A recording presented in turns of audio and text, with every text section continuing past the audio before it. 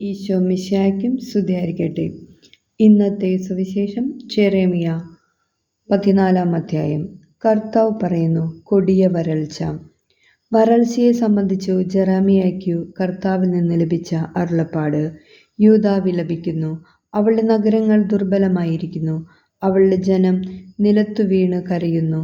ജെറുസലേമിന്റെ രോദനം ഉയരുന്നു, അവളുടെ പ്രഭുക്കന്മാർ വെള്ളത്തിനു സേവകരെ പറഞ്ഞുവിടുന്നു. അവർ കിണറ്റുകരയിലെത്തുന്നു, വെള്ളം കിട്ടാതെ ഒഴിഞ്ഞ പാത്രങ്ങളുമായി തിരിച്ചു പോകുന്നു.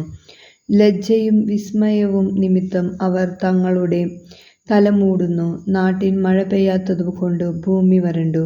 കൃഷിക്കാർ ആകുലരായി അവർ തല മൂടുന്നു.